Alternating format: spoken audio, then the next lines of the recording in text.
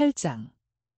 그의 영혼은 하느님께 그것을 생각하신 때처럼 아름답고 완전한 것으로 나타난다. 예수께서 이렇게 말씀하신다. 사랑하는 버사. 빨리 일어나라. 낙원 하늘로 마리아의 동정을 주시하도록 너를 데리고 가고 싶은 간절한 소원을 가지고 있다. 그것을 보고 나면 너는 방금 아버지께 창조된 아직 육체를 모르는 어린 하와와 같이 순진한 영혼을 가지고 나올 것이다. 내가 하느님의 걸작품 안에 잠겼을 것이기 때문에 빛나는 정신을 가지고 나올 것이다. 하느님께서 어떻게 사랑할 줄 아시는지를 이해했겠기 때문에 사랑이 넘쳐 흐르는 가운데 나올 것이다. 마리아의 티 없는 이의 잉태 이야기를 하는 것은 하늘과 빛과 사랑 속에 잠기는 것을 뜻한다. 와서 조상의 책에서 그의 영광들을 읽어라. 하느님께서는 당신 사업의 시초부터 창조하시기 전 맨 처음부터 나를 가지셨었다. 땅이 창조되기 전에 나를 만물의 시초에 놓으셨다. 시면이 아직 존재하지 않을 때에 그분은 나를 잉태하셨다. 살아있는 샘물이 아직 흐르지 않고 산들이 아직 우람한 덩어리로 우뚝 서지 않고 야산들이 아직 햇볕을 받고 있지 않을 때 내가 났었다.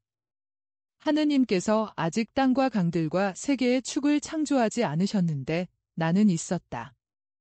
하느님께서 하늘을 준비하실 때 내가 거기 있었고 불변의 법칙의 결과로 시면을 하늘 밑에 가두어 놓으셨을 때 높은 곳에 하늘의 고정을 확고히 하시고 살아있는 샘물들을 만드셨을 때 바다의 경계를 정해주시고 바다 물의 법칙을 내려주실 때 물에게 경계를 넘어오지 말라고 명령하실 때 땅의 기초를 놓으실 때 내가 하느님과 같이 있으면서 이 모든 것을 마련하였다.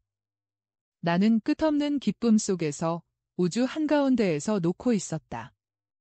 너희들은 이 말들을 지혜에 적용한다. 그러나 이 말들은 바로 내게 말하는 나인 지혜의 동정녀인 어머니이며 지극히 아름답고 지극히 거룩하신 어머니인 마리아에 대하여 말하는 것이다. 나는 마리아에 대하여 말하는 책 첫머리에 이 창가의 첫째 구절을 쓰라고 하였다.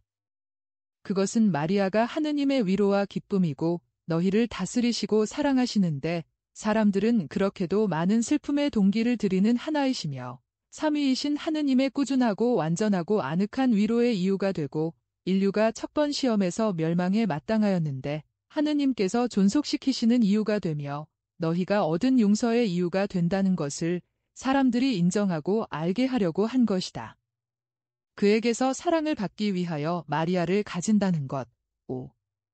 아름다운 동정녀, 거룩한 동정녀, 티 없는 동정녀, 사랑에 사로잡힌 동정녀, 지극히 사랑하는 딸, 지극히 순결한 어머니, 사랑하는 정배를 가지기 위하여 사람을 창조하고 그를 살게 놓아두고 그가 용서를 받을 것이라고 결정할 만한 가치가 넉넉히 있었다.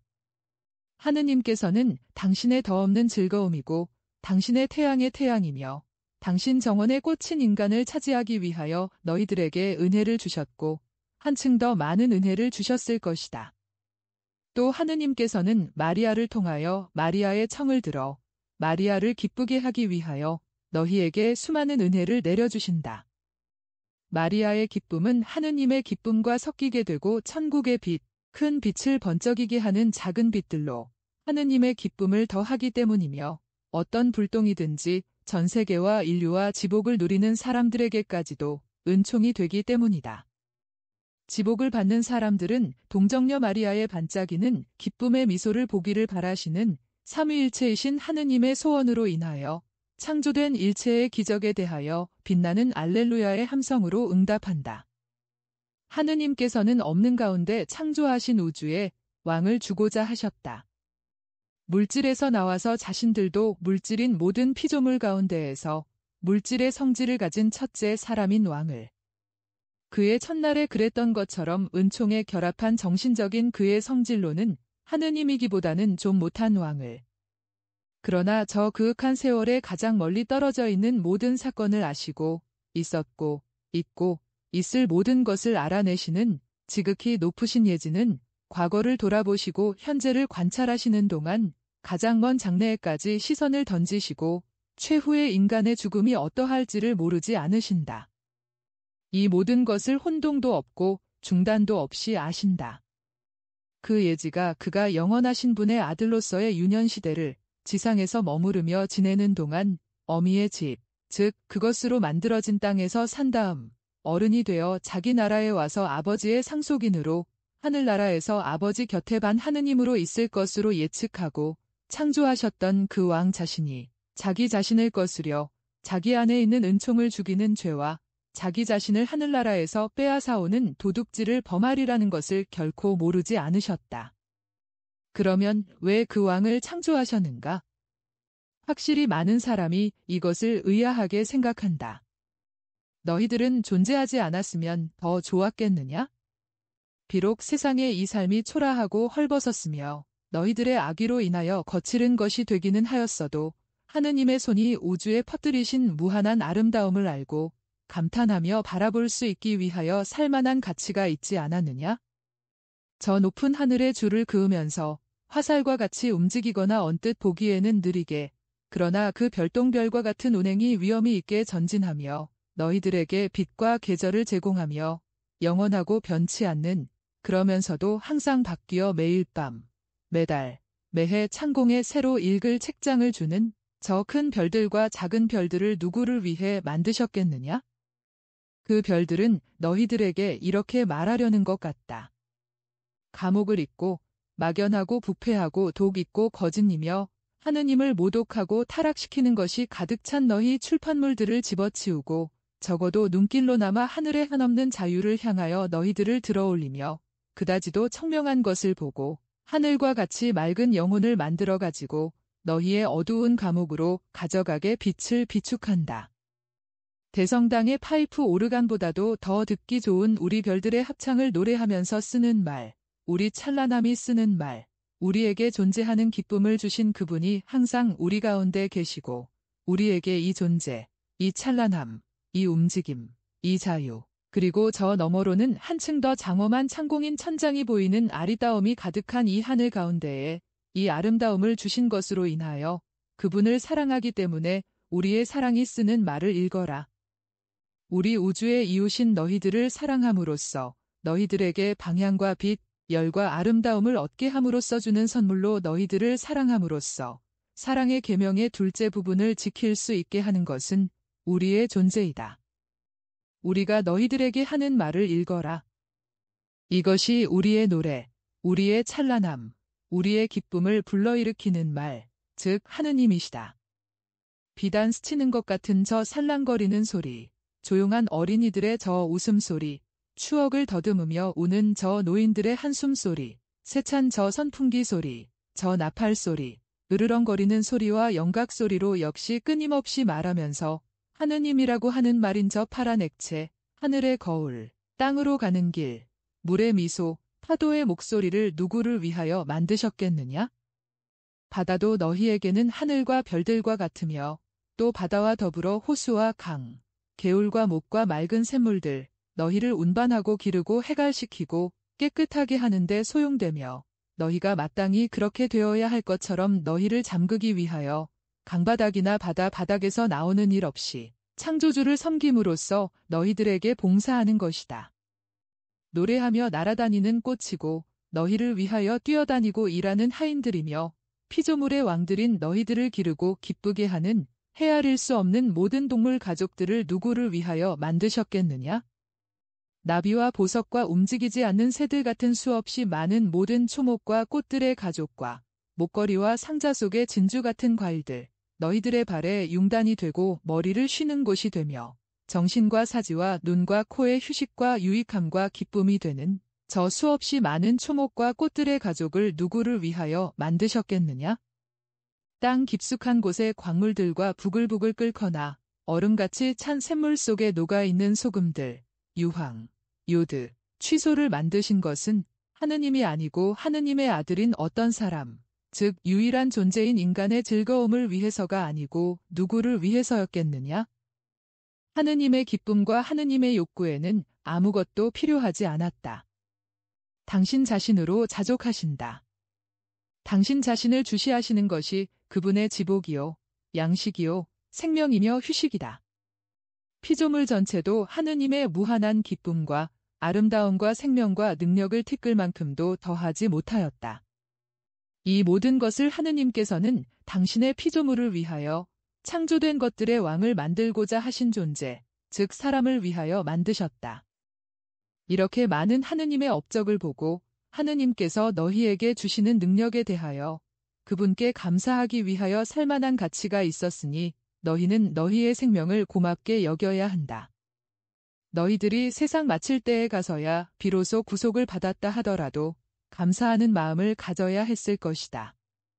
과연 비록 너희들이 태초에 있었고 또 각자가 개별적으로 항상 독직자, 오만한 자, 음란한 자, 살인자인데도 하느님께서는 너희들에게 아직 우주의 아름다움을 누릴 수 있게 해주시고 너희들을 마치 착한 사람같이 그들의 생활을 더 즐겁고 더 건강하게 하려고 모든 것을 가르치고 허락하는 착한 아들들같이 다루신다. 너희들이 아는 것은 하느님의 빛으로 아는 것이다. 너희들이 발견하는 모든 것은 하느님께서 주시는 정보에 따라 발견하는 것이다. 선에 있어서 악의 표를 가지고 있는 다른 지식과 발견들은 최고의 악인 사탄에게서 오는 것이다. 아무것도 모르시는 것이 없는 최고의 지능은 사람이 존재하기 전에 그의 자유의사로 도둑이요, 살인자이라는 것을 알고 계셨다.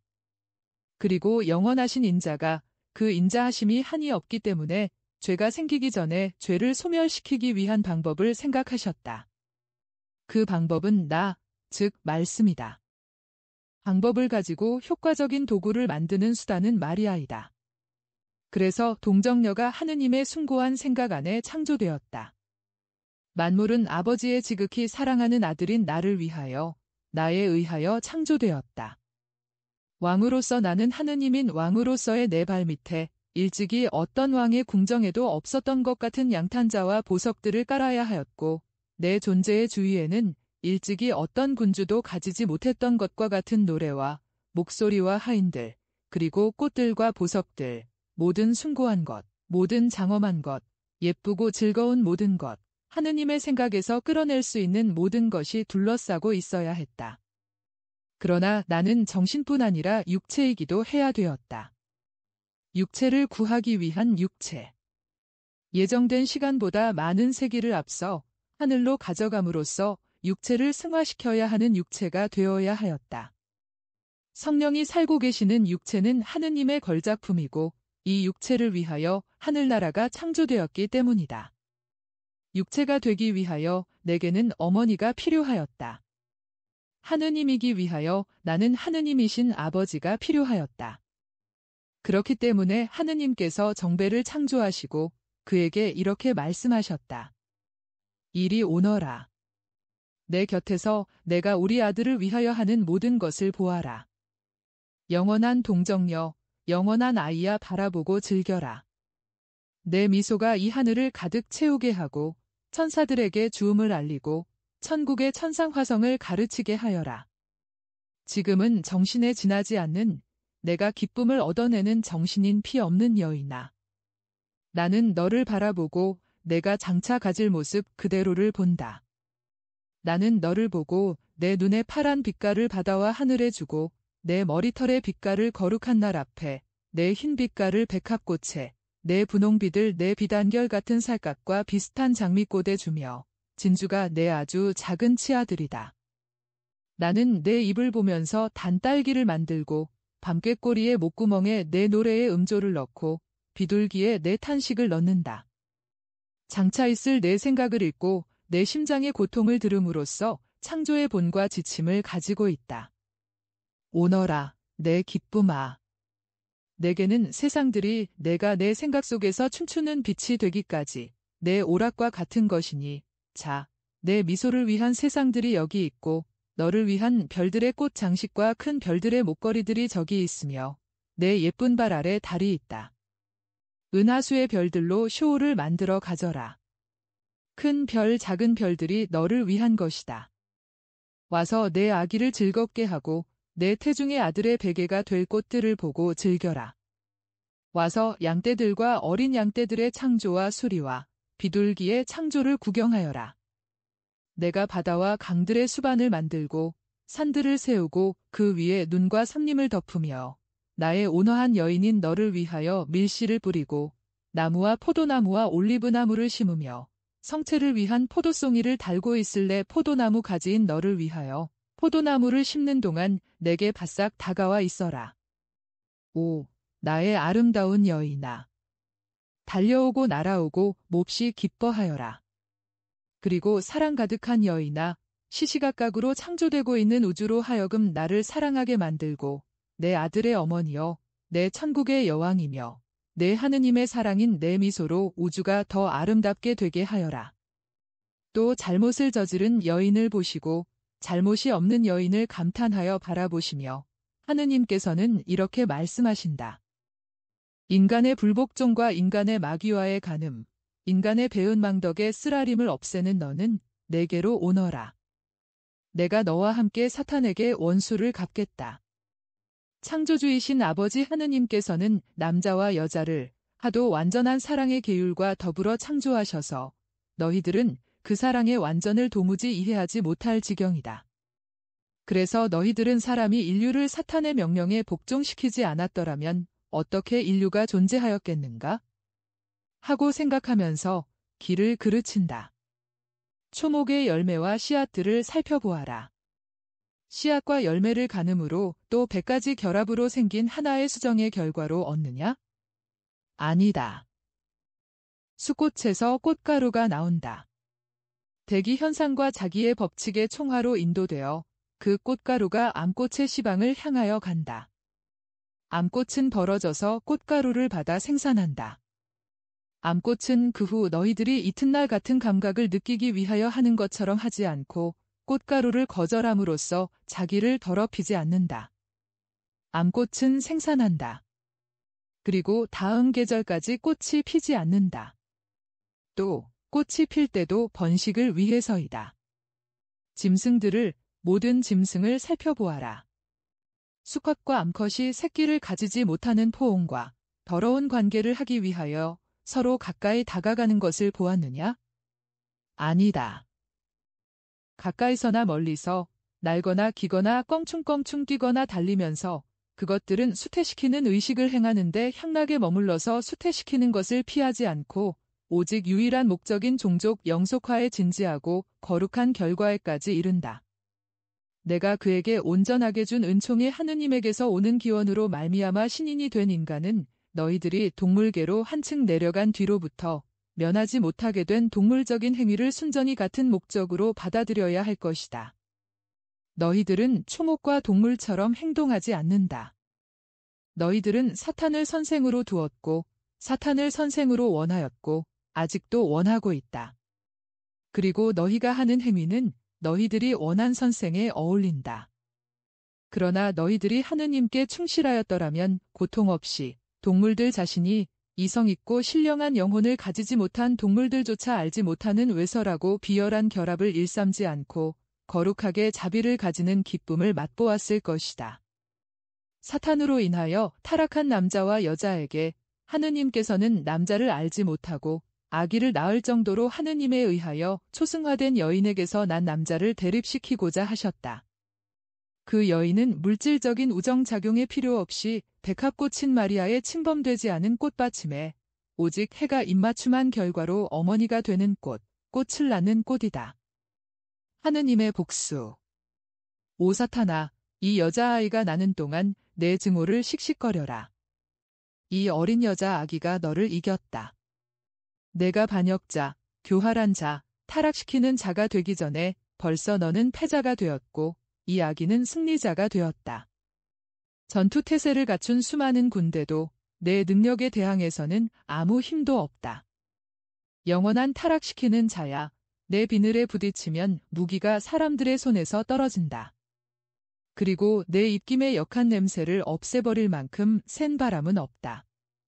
그런데도 분홍빛 동백꽃의 안쪽처럼 그렇게 분홍빛이고 여기에 비하면 비단이 거칠거칠하게 보일 만큼 그렇게 매끄럽고 섬세하며 하도 작아서 튤립의 꽃받침 속에 들어가서 그 식물성 사틴으로 신을 만들어 신을 정도로 그렇게 작은 어린 아기의 발 뒤꿈치가 겁없이 너를 밟아 으깨고 너를 내 소굴 속에 가두어 두는 것이다. 이 아기의 울음소리 하나로 수많은 군대를 두려워하지 않는 내가 도망을 치고 아기의 호흡이 세상에서 내 역한 냄새를 깨끗이 없앤다. 너는 졌다. 아기의 이름, 그의 눈길, 그의 순결이 내 몸을 꿰뚫고 너를 땅에 붙박아 놓고 너를 지옥인 내 굴에 다시 가두는 창이고 벼락이며 돌이다. 하느님에게서 창조된 모든 사람의 아버지가 된다는 기쁨을 빼앗은 저주받은 자야. 너는 그때부터는 무죄한 상태에서 항조되었던 사람들을 음란한 애움길을 통하여 결합하고 임신하도록 유도하고 하느님으로 하여금 당신의 사랑하시는 피조물 안에서 만일 그 규율이 존중되었더라면 이 세상에서 민족들 사이의 전쟁과 가정들 안에서의 불행들을 막을 수 있었을 남녀 성 사이와 민족들 사이의 균형을 유지하였을 규율에 따라 자녀들을 가지게 하는 은혜를 주시지 못하게 함으로써 사람들을 타락시켰지만 그것은 쓸데없는 일이었다. 순종했더라면 사람들은 그래도 사랑을 알았을 것이고 사랑을 가졌을 것이다. 초자연적인 것에서 자연적인 것으로 내려와 정신과 결합한 그리고 정신을 창조하신 같은 분에 의하여 창조된 육체도 거룩한 그 기쁨을 맛보게 하는 하느님에게서 발산되는 것을 충만히 그리고 조용히 차지하였을 것이다. 인간들아, 이제는 너희들의 사랑, 너희의 사랑들이 어떤 것이냐? 너희 사랑들은 사랑의 탈을 쓴 음란이거나 배우자와 다른 사람들의 음란 때문에 배우자의 사랑을 잃지 않을까 하는 가실 수 없는 공포이다. 음란이 세상에 침입한 뒤로부터 너희는 남편이나 아내의 사랑하는 것이 확실하지 않게 되었다. 그래서 너희들은 몸을 떨고 질투로 미치광이같이 되며 어떤 때는 배반을 복수하기 위하여 살인자가 되고 다른 경우에는 절망하고 의지결핍증이나 정신착란에 걸리게 된다. 사탄아, 이것이 내가 하느님의 아들들에게 한 짓이다. 내가 타락시킨 사람들은 고통 없이 자녀들을 가지는 기쁨을 경험했을 것이고 광명으로 와서 두려움 없이 죽는 기쁨을 맛보았을 것이다. 그러나 이제는 내가 한 여자를 통하여 한 여자에게 졌다. 이 시간부터는 그 여인을 사랑하는 사람들은 그의 더럽혀지지 않은 순결을 보존하기 위하여 내 유혹들을 이겨내고 하느님께 속한 사람이 되려고 돌아올 것이다. 이제부터는 고통 없이 어머니가 될 수 없는 여자들이 이 여인의 원조를 받을 것이다. 이제부터 이 여인이 부부들에게는 안내자, 죽는 사람들에게는 어머니가 될 것이니 이 어머니의 덕택으로 저주받은 너와 하느님의 심판에 대하여 그들을 옹호해줄 이 품에서 죽는 것이 즐거울 것이다. 하느님의 작은 목소리.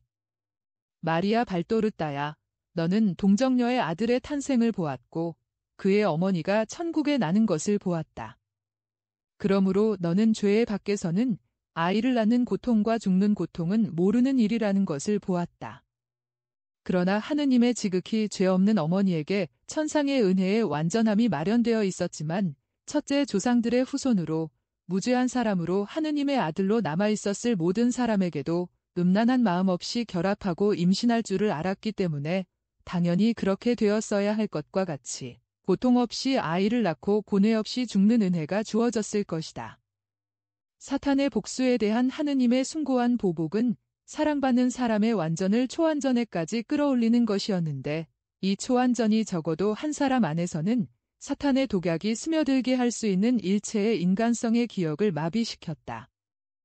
이리하여 인간의 순결한 결합에서가 아니라 열정의 황홀 속에서 정신을 변화시키는 하느님의 입맞춤으로 아들이 이 세상에 온 것이다.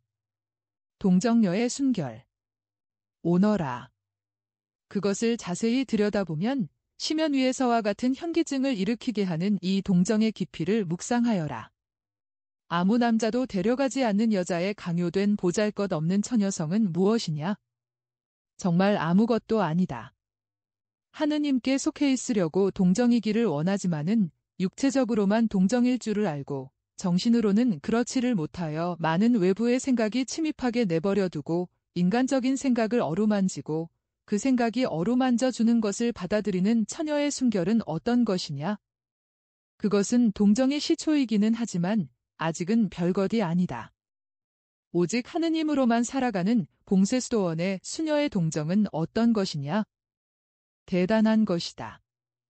그러나 내 어머니의 동정에 비하면 그것은 역시 완전한 동정이 아니다. 아무리 거룩한 사람에게라도 항상 무의식적인 연루는 있다. 그것은 정신의 원천적인 죄와의 연루이다. 세례가 거기에서 해방시켜주는 연루이다.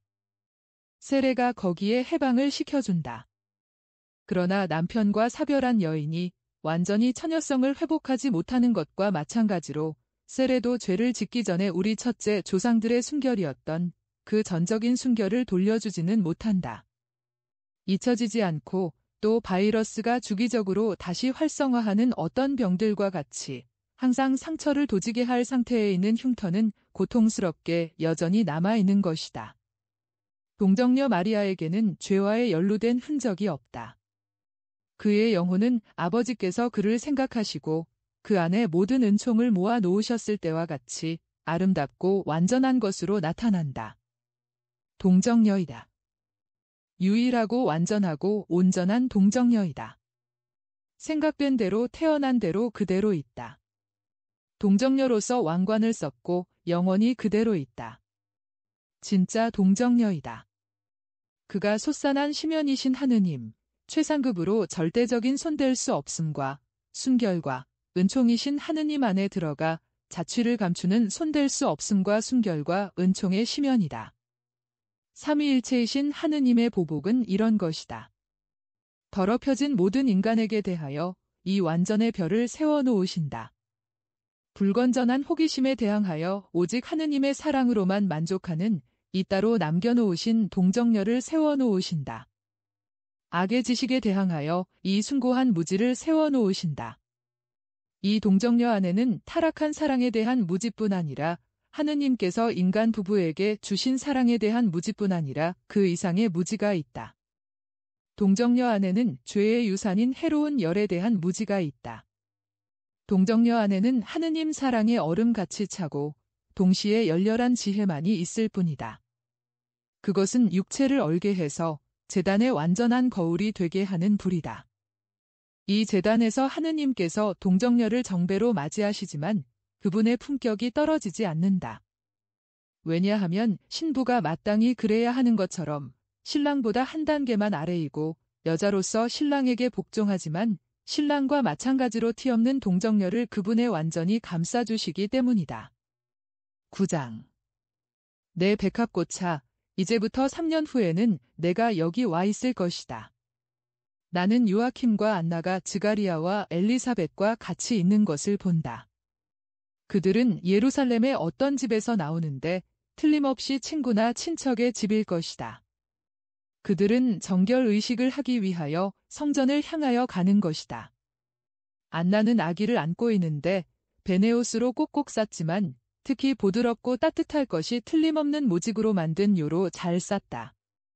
그리고 얼마나 조심성 있게 얼마나 사랑을 가지고 그의 작은 아기를 안고 보살피는가. 안나는 가끔 곱고 따뜻한 천의 끝을 쳐들고 마리아가 숨을 잘 쉬는지 보고 나서는 한겨울에 맑긴 하지만 추운 날씨에 찬 공기를 막아주느라고 다시 덮는다. 엘리사벳은 꾸러미들을 들고 있고 요아킴은 밧줄로 맨 크고 하얀 어린 양 2마리를 끌고 오는데 어린 양이기보다는 오히려 다 큰 양이라고 할 만하다. 즈가리아는 맨손으로 온다.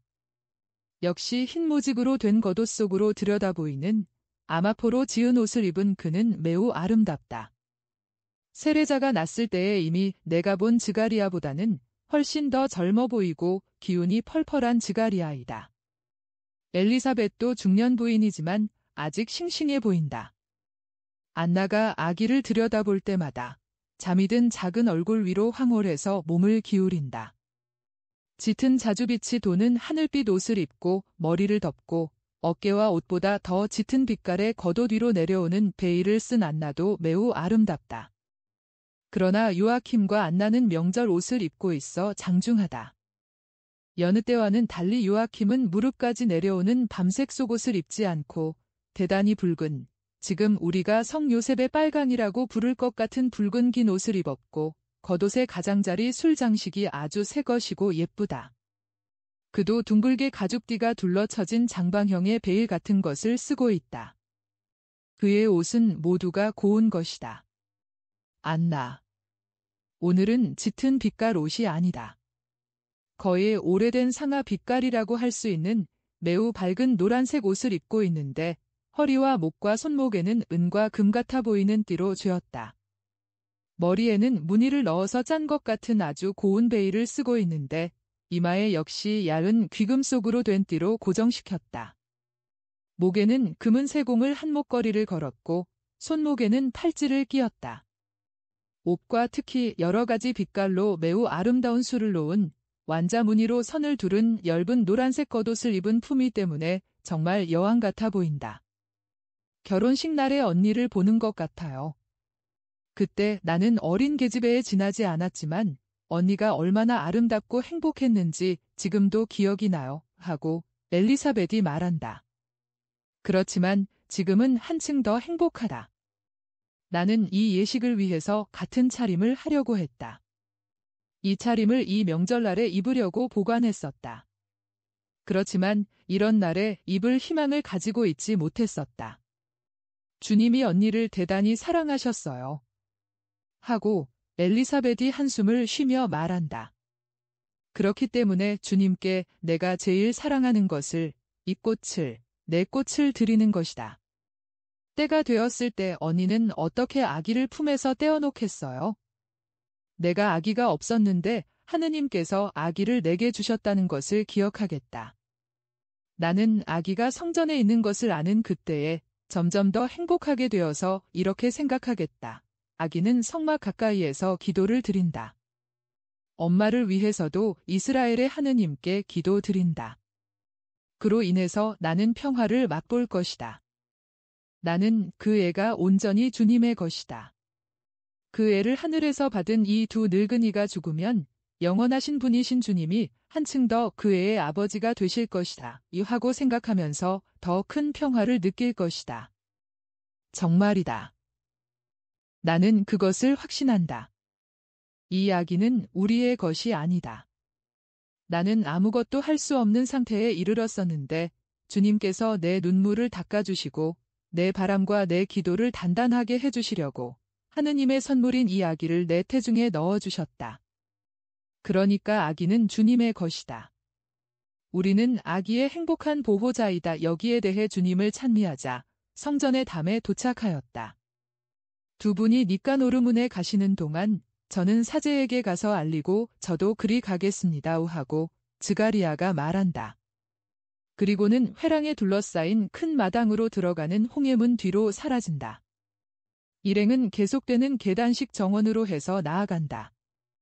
왜냐하면 성전 우란의 땅은 높이가 같지 않고 점점 더 높아지는 계속적인 단계로 해서 올라간다. 각 단계에는 계단으로 해서 올라가고 각 단계에는 작은 마당들과 회랑들과 대리석과 청동과 금으로 화려하게 세공한 출입문들이 있다. 내가 이 말을 한 적이 있는지 모르겠다. 약속 장소에 이르기 전에 그들은 가져온 물건들을 꺼내기 위하여 발을 멈춘다. 물건들은 버터를 많이 바른 넓고 판판한 빵과자로 보이는 것들과 흰 밀가루, 버들가지로 만든 3장에 넣은 비둘기 2마리와 커다란 은전 2개이다. 어떤 주화는 하도 무거워서 다행히 그 시대에는 호주머니가 없었기 망정이지 호주머니를 뚫어놓을 정도였다. 육중한 청동에 온통 야르는 판대기를 입히고 술을 놓듯 세공한 아름다운 니까노르문이 저기 있다. 즈가리아는 벌써 아마포 옷을 장엄하게 입고 있는 사제 곁에 있다. 안나는 깨끗하게 하는 물로 보이는 물 뿌리는 것을 받는다. 그런 다음 제물을 바치는 제단으로 나오라는 명령을 받는다. 아기는 이제 어머니의 품에 있지 않다. 엘리사벳이 아기를 받아가지고 문 밖에 남아있다. 이번에는 요아킴이 매매하고 오는 불쌍한 어린 양을 뒤에 끌고 안에 뒤로 들어간다. 그리고 나는 마리아의 취결례 때에 한 것처럼 그 모든 사륙을 보지 않으려고 눈을 감는다. 이제는 안나가 깨끗해졌다. 즈가리아가 동료에게 가만히 몇 마디 말을 하니 동료는 미소를 띠고 그 말을 듣는다. 그런 다음 다시 형성된 일행에게로 가서 아버지와 어머니에게 그들의 기쁨과 약속에 대한 그들의 믿음을 축하하고 둘째 어린 양과 밀가루와 빵과자들을 받는다. 그러니까 이 아기가 주님께 바쳐졌습니까? 주님의 강복이 아기와 같이 있겠고 당신네에게도 같이 있을 것입니다. 여기 또 다른 안나가 옵니다. 안나가 여선생들 중에 한 사람일 것입니다. 아제르 지파의 파누엘의 딸 안나입니다. 자, 이리 오시오. 이 아기를 성전에 바칩니다. 그래서 당신이 이 아기의 선생이 될 것이고 당신이 지키는 가운데 아기의 성덕이 커갈 것입니다. 찬미의 제물처럼. 벌써 호호백발이 된 파누엘의 딸 안나가 아기를 쓰다듬으니 아기는 잠이 깨서 그 천진난만한 눈으로 그 모든 흰 빛깔과 태양에 반짝이는 그 모든 금을 쳐다본다. 의식이 끝난 모양이다. 나는 마리아를 바치는 특별한 제석을 보지 못하였다. 아마 거룩한 장소 곁에서 사제에게 또 특히 하느님께 그 말을 하는 것으로 충분한 모양이다. 나는 성전에 가서 제물을 바치고 지난해의 빛을 보았던 곳에 가고 싶어요. 하고 안나가 말한다.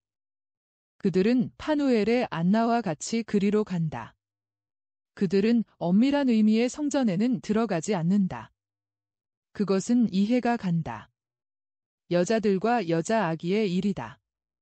그러므로 그들은 마리아가 자기 아들을 바치러 갔던 곳으로는 가지 않는다. 그러나 활짝 열린 문 바로 곁에서 어두컴컴한 안쪽을 바라보는데 거기에서는 처녀들의 부드러운 노래소리가 들려나오고 값진 빛들이 빛나며 금빛 광명을 흰 베일을 두 줄의 머리 위에 정말 백합꽃 두 줄 위에 퍼뜨린다. 내 백합꽃아, 3년 후에는 너도 여기 와 있게 된다우 하고 흘린 듯이 안쪽을 바라보면서 느린 노래소리에 미소를 짓는 마리아에게 안나가 약속한다. 알아듣는 것 같습니다. 우 하고 파누엘의 안나가 말한다. 예쁜 아기입니다. 내게는 이 아기가 내 아이인 것처럼 소중할 것입니다. 아기 어머니, 내 나이가 그것을 허락해주면 그렇게 하겠다고 약속합니다. 그때까지 살아 계실 것입니다. 우 하고 즈가리아가 말한다. 할머니가 이 아기를 바쳐진 처녀를 사이에 받으실 것입니다. 저도 오겠습니다. 저는 그날 여기 와서 아기에게 들어오자마자 우리를 위해 기도해달라고 말하겠습니다. 그러면서 아내를 바라보니 아내는 알아듣고 한숨을 내쉰다. 예식이 끝났고 파누엘의 딸 안나가 물러간다. 그동안 다른 사람들은 성전에서 나와 자기들끼리 말을 한다. 나는 요아킴이 이렇게 말하는 것을 듣는다. 내 제일 좋은 어린 양 2마리뿐 아니라 이 기쁨을 위해서 그리고 하느님을 찬미하기 위해 양을 전부라도 바치겠습니다. 다른 것은 아무것도 보이지 않는다. 10장. 여기 비둘기 마음을 가진 완전한 어린 여자아이가 있다. 예수께서 말씀하신다. 솔로몬은 지혜서에서 이런 말을 시킨다. 누가 만일 아주 어리거든 내게로 오너라 하고 그리고 실제에 있어서 영원하신 지혜는 당신의 성체에서 당신의 도성의 성곽에서 영원한 어린아이에게 내게로 오너라 하고 말씀하신다. 하느님은 아기를 차지하기를 갈망하셨다. 나중에 온전히 순결한 어린아기의 아들이 이렇게 말할 것이다. 어린아들이 내게 오는 것을 내버려 두어라. 하늘나라는 그들의 것이기 때문이다. 그리고 그들과 같이 되지 않는 사람은 내 나라에서 자리를 얻지 못할 것이다. 목소리들이 서로 만난다. 그리고 하늘의 목소리가 아주 어린 마리아에게 내게로 오너라 하고 말하는 동안 사람의 목소리는 너희가 아주 작은 어린아이 될 줄을 알거든 내게로 오너라 하고 말하면서 자기 어머니를 생각한다. 나는 너희들의 본보기로 내 어머니를 준다. 여기 비둘기 같이 순박하고 순결한 마음을 가진 완전한 아기가 있다. 세월과 세상과의 접촉도 그 타락과 그 거짓과 음흉한 방법의 야비함으로써도 손상을 입히지 못한 어린 아기가 말이다. 마리아는 이 접촉을 물리쳤다. 이 아기를 보면서 내게로 오너라. 저 아기를 보는 내가 말을 해다오. 저 어린 아기의 눈길이 십자가 아래에서나 성신강림의 환희 속에서나 영원한 잠에 들어가려고 그의 눈꺼풀이 영양의 눈과 같은 그의 눈을 가릴 때에 내가 본 그 눈길과 다르냐? 아니다. 여기서는 어린 아기의 불분명하고 놀란 눈길인데 그 다음에는 성모형보의 놀라고 공손한 눈길, 다음에는 베들레헴의 어머니의 지극히 행복한 눈길, 그 다음에는 숭고한 내 첫째 제자로서의 흠숭의 눈길, 다음에는 골고타에 고통당하는 어머니의 가슴을 찢는 듯한 눈길, 그 다음에는 부활과 성신강림에 행복해하는 눈길, 그 다음에는 마지막 시각에 꿈꾸는 듯한 잠이 드는 가려진 눈길이다. 그러나 처음을 보기 위하여 눈이 떠질 때에나 그렇게도 많은 기쁨과 소름 끼치는 일을 본 다음에 기진맥진하여 마지막 광선을 향하여 감겨질 때에나 눈은 마리아의 이마 아래에서 항상 마찬가지로 빛나는 하늘의 한 조각같이 맑고 깨끗하고 조용하다. 분노와 거짓말과 교만과 부정과 증오와 호기심은 그것들의 흐린 구름으로 이 눈을 절대로 더럽히지 못하였다. 저 눈은 울음과 웃음 가운데에서 사랑을 가지고 하느님을 쳐다보며 하느님께 대한 사랑을 위하여 모든 것을 어루만지고 용서하고 참아받는 눈이며 하느님께 대한 사랑으로 마음에 침투하기 위하여 눈을 그렇게도 많이 사용한 악의 공격에 대하여 손상되지 않는 것이 되었다. 순결하고 거룩한 사람들, 하느님께 열중한 사람들이 가진 깨끗하고 화평하고 축복하는 눈이다. 내가 그 말을 하였다. 내 몸에 빛은 눈이다. 내 눈이 깨끗하면 내 몸 전체가 빛 속에 있을 것이다. 그러나 내 눈이 흐리면 내 몸 전체가 어둠 속에 있을 것이다. 성인들은 정신에 있어서는 빛이고 육체에 있어서는 구원인 이 눈을 가졌었다. 그것은 그들이 마리아와 같이 일생 동안 하느님만을 바라보았고 한 걸음 더 나아가 그들이 하느님을 기억하였기 때문이다. 작은 목소리야, 내게 말한 이 마지막 말의 뜻을 설명해 주마. 11장. 내 기쁨아, 어떻게 내가 이 거룩한 일을 아느냐? 도대체 누가 그것을 내게 말해 주었느냐? 나는 또 안나를 본다. 그리고 어제부터 안나가 이런 모양으로 있는 것을 본다. 안나는 그늘이 진 정자 출입구에 앉아서 바느질에 전념하고 있다. 모래 빛깔인 회색 옷을 입고 있다. 그의 옷은 아마 몹시 무더운 탓이겠지만 매우 간단하고 가벼운 차림이다. 정자 저쪽 끝에는 건초용의 풀을 베는 낫지라는 사람들이 보인다. 그러나 이것이 첫 번째로 베는 풀은 아닐 것이다. 포도가 황금빛을 띠기 시작하였고 큰 사과나무가 짙은 잎들 사이로 노랗고 빨간, 밀초 같은 연한 빛깔을 띠기 시작하는 때문이다. 열매들을 보이기 때문이다. 그리고 또 밀받은 불꽃같이 새빨간 계양귀비가 가볍게 물결치고 별과 같이 줄이 가고 동양 하늘같이 새파란 수레국화들이 꼿꼿하게 움직이지 않고 서 있는 그루터기가 늘어서 있는 밭에 지나지 않는다. 그늘진 정자에서 작은 마리아, 그러나 벌써 활발하고 걸음걸이가 확실한 마리아가 온다. 그의 걸음걸이는 머뭇거리지 않고 그의 흰 샌들은 돌 사이에서 비틀거리지 않는다.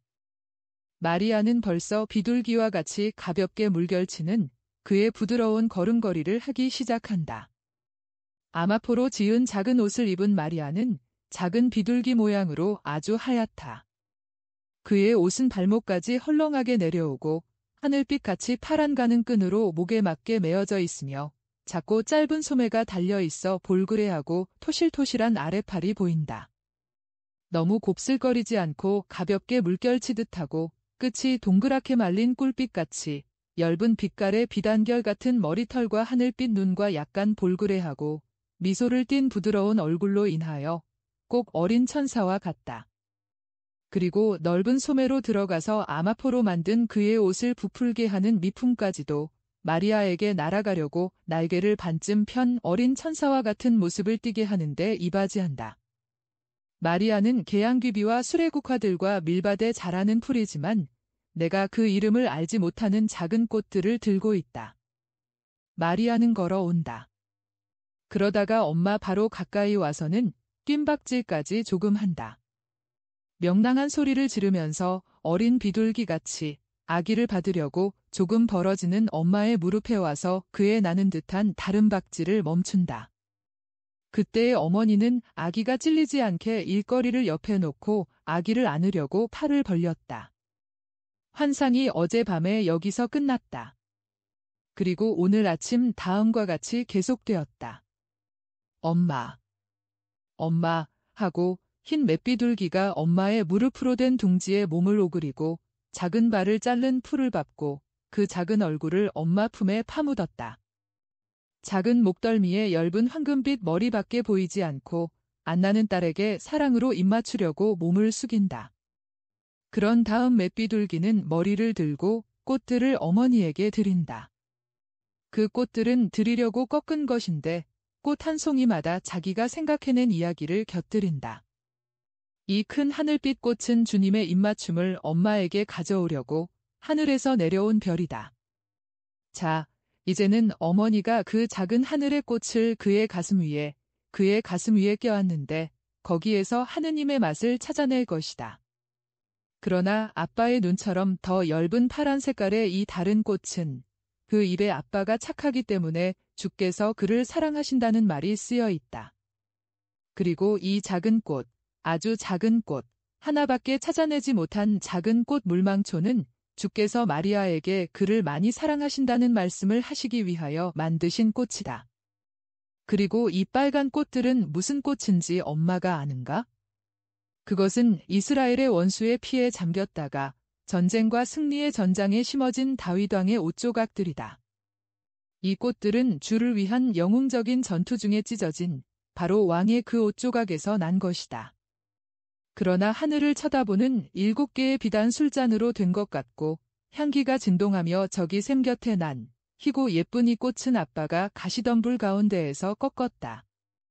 많은 세월 전에, 얼마나 많은 세월 전인가.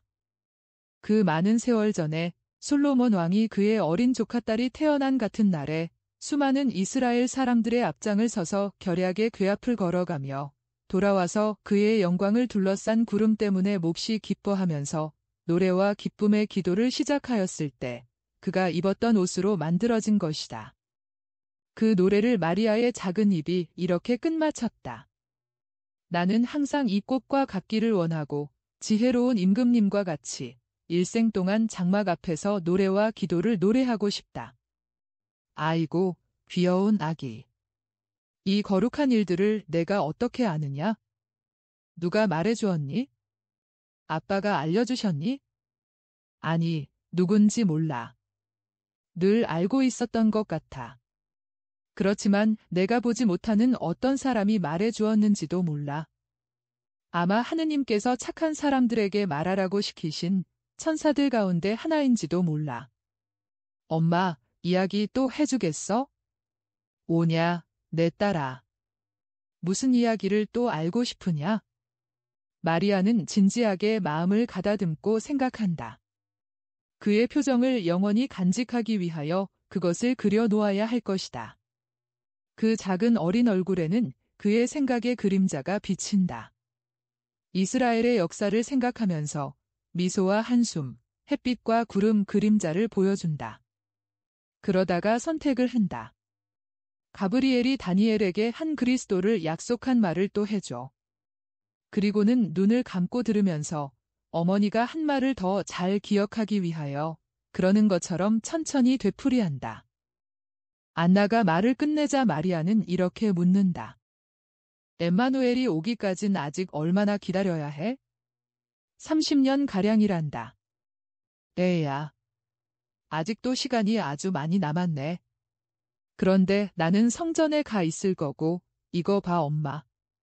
내가 아주 많이, 낮에도 밤에도 밤낮으로 기도를 드리고, 또 그렇게 되라고 내가 살아있는 동안 오직 하느님의 것이 되기만을 원하면, 영원하신 하느님이 메시아를 그 전에 당신 백성에게 주시는 은혜를 내게 주실까? 그것은 모르겠구나. 예언자는 질은 주간이라고 말했다. 나는 예언은 거짓말을 안 한다고 믿는다. 그렇지만 주님은 지극히 인자하시다 하고 안나는 어린 딸의 금빛 속눈썹에 구슬 같은 눈물이 맺히는 것을 보고 서둘러 덧붙인다. 내가 많이 기도하면 주님이 내 기도를 들어주시리라고 믿는다. 어머니에게로 약간 처든 작은 얼굴에 미소가 돌아오고 포도나무 가지 둘 사이로 지나가는 햇빛이 벌써 멎은 눈물을 마치 알프스의 이끼줄기 끝에 매달린 이슬 방울 모양으로 반짝이게 한다. 그러면 나는 기도하고 이것을 위해서 동정녀가 될 거야. 그렇지만 그 말이 무슨 뜻인지 아니? 이건 남자의 사랑을 모르고 하느님의 사랑만 안다는 말이야.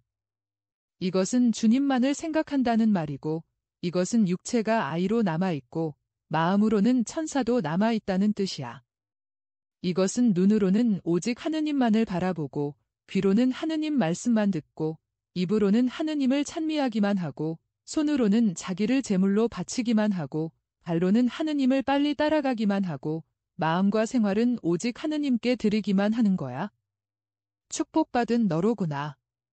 그렇지만 그렇게 되면 너는 절대로 아이를 못 가지게 될 것이다. 어린아이들과 어린 양들과 어린 비둘기를 그렇게도 좋아하는 내가. 알겠니? 여자에게 있어서 어린아이는 털이 곱슬곱슬한 어린 양이나 비단 같은 기대 산호 같은 부리를 가진 어린 비둘기처럼 사랑하고 입맞추고 엄마하고 부르는 소리를 들을 수 있는 것이란다. 괜찮아. 나는 하느님의 것이 될 거야. 성전에서 나는 기도 드릴 거야. 그러면 언젠가 하루는 임마누엘을 보게 될 거야. 큰 예언자가 말하는 것처럼 임마누엘의 어머니가 되기로 예정된 동정녀는 벌써 태어났을 거야. 그리고 지금 성전에 있어? 나는 그의 동무가 되고 종이 될 거야. 정말이야. 만일 하느님의 빛으로 그 동정녀를 알 수 있으면 나는 그 복된 동정녀의 시중을 들고 싶어. 그리고 또 그 동정녀는 내게 그의 아들을 안고 오고 나를 그의 아들에게로 데려갈 거야. 그래서 나는 그 아들의 시중도 들 거야.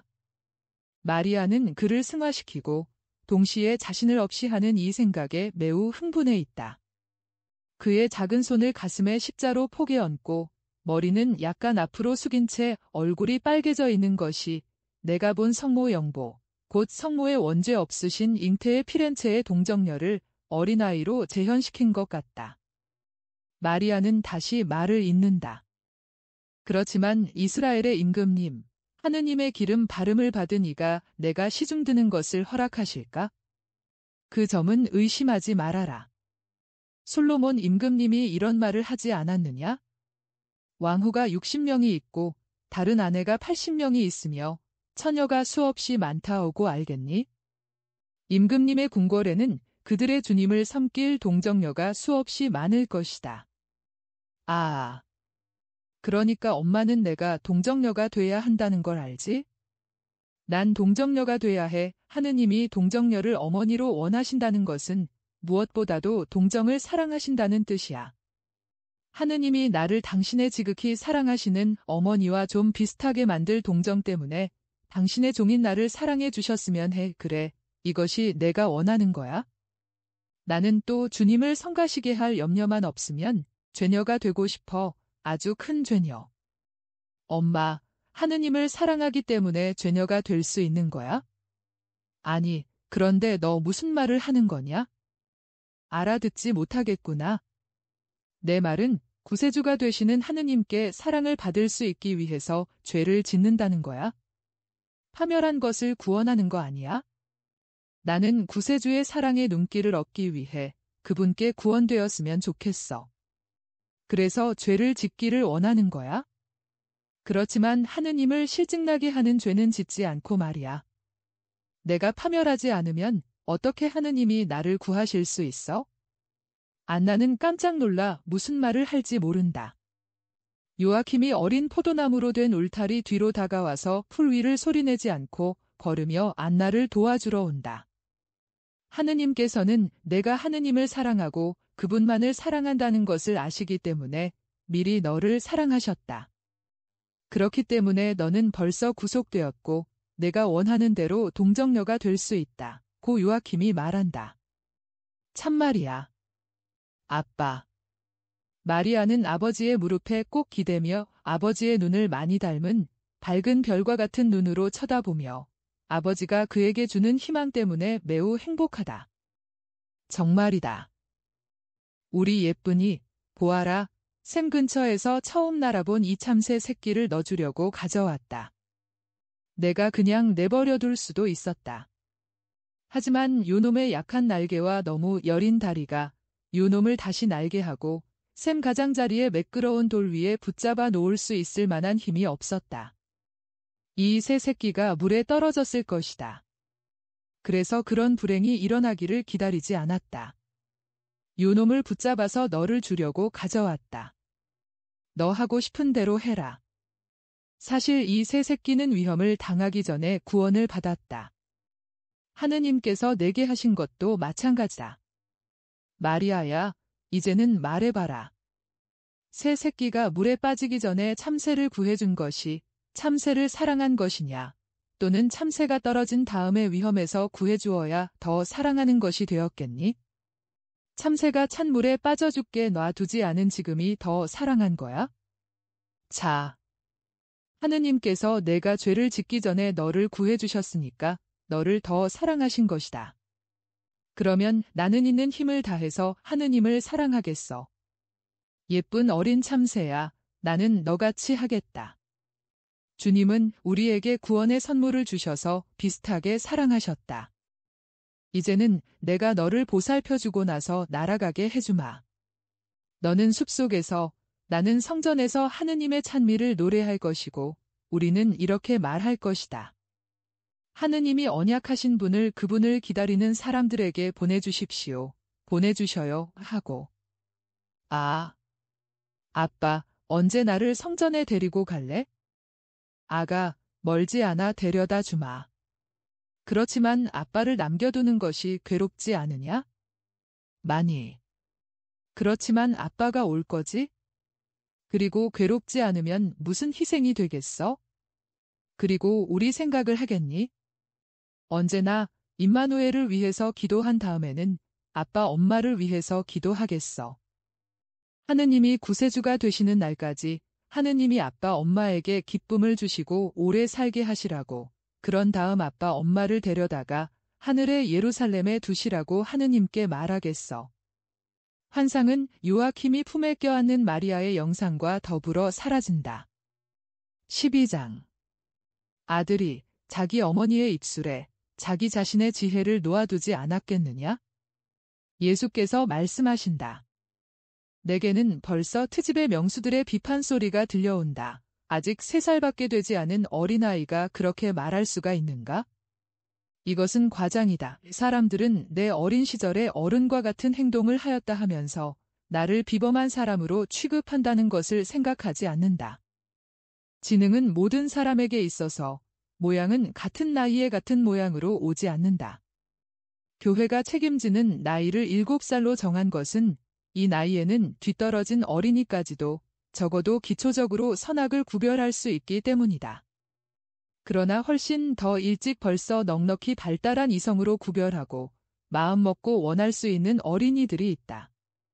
까다로운 박사들아, 이멜라 람베르티니, 비테르바의 로사, 넬리 오르간, 넷놀리나 같은 소녀들이 내 어머니가 그렇게 생각하고 말했으리라고 믿도록 하는 확실한 예를 보여준다.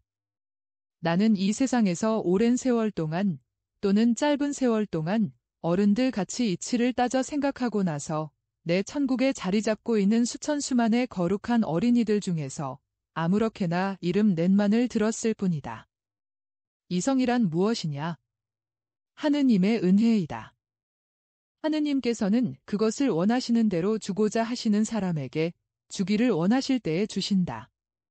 이성은 또한 우리를 하느님과 가장 비슷하게 하는 것 중에 하나이니 지능과 이성을 가진 정신인 것이다.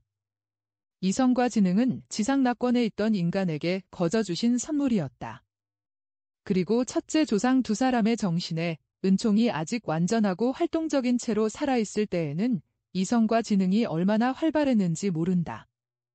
예수 바르 시락의 책에 이런 말이 있다. 어떤 지혜든지 주 하느님에게서 오고 그것은 모든 세기 이전에도 주 하느님과 같이 있었다. 그러니 만일 사람들이 하느님의 자녀로 남아 있었더라면 얼마나 많은 지혜를 차지하였겠느냐? 너희들의 지능의 결함은 은총과 성실성에 있어서의 너희들의 타락의 자연적인 결과이다. 그리고 은총을 잃음으로써 너희들은 많은 세기 동안 지혜를 멀리하였다. 거대한 성운 같은 물체 안에 숨는 별똥별과 같이 지혜가 이미 분명한 광택을 가지고 너희들에게 도달하지 않고 너희들의 의무태만이 점점 더 짙어지게 하는 어두움을 통하여 온다. 그러다가 그리스도가 와서 하느님의 사람의 최고의 선물인 은총을 너희들에게 돌려주었다. 그러나 너희들이 이 진주를 깨끗하고 순수하게 보존할 줄을 알았느냐? 아니다. 너희들이 그것을 개인적인 죄의 의지를 가지고 깨뜨리지 않는 때에도 끊임없이 범하는 덜중한 죄와 과실과 악습에 젖은 애착과 또 비록 칠죄종과의 진짜 결합은 아니더라도 은총의 빛과 그 작용의 밝음을 약하게 하는 공감으로 그것을 더럽힌다. 그리고 하느님께서 첫째 조상들에게 주셨던 지능의 찬란한 광명을 흐리게 하는 것으로는 육체의 힘과 지적 기능에 해로운 작용을 한 많고 많은 세월의 타락이 있다. 그러나 마리아는 순결한 여인, 하느님의 기쁨을 위하여 다시 창조된 새로운 하와일 뿐 아니라 지극히 높으신 분의 걸작인 초하와였고 은총이 가득한 여인이었고 하느님의 생각에 들어있는 말씀의 어머니였다. 지혜의 근원은 말씀이다. 라고 예수 바르시락은 말한다. 그러니 아들이 자기 어머니의 입술에 자기 자신의 지혜를 놓아두지 않았겠느냐? 지혜 자체인 말씀이 사람들에게 할 생각을 품게 한 말을 할 책임을 진 예언자의 입술이 빨갛게 단수치로 깨끗하게 되었으니 사랑이신 하느님께서 아직 어린아이지만 말씀을 태중에 가지게 될 당신 정배에게 말의 정확성과 고결함을 주시지 않았겠느냐? 왜냐하면 어린아이, 그 다음에는 여인에 대한 문제라기보다도 오히려 하느님의 큰 빛과 지혜 안에 융합된 천상의 인간의 문제이기 때문이다. 기적은 나중에 나에 의해서 그렇게 되는 것과 마찬가지로 마리아에 의해서 어릴 때부터 나타난 뛰어난 지능에 있는 것이 아니고 그 안에 살고 계신 무한한 지능을 간직하고 있으면서 마리아가 군중들의 경탄을 자아내지 않고 사탄의 주의를 끌지 않았다는 사실에 있다. 성인들이 하느님에 대하여 가지는 추억들의 범주에 들어가는 이 문제에 대하여는 다시 말하겠다.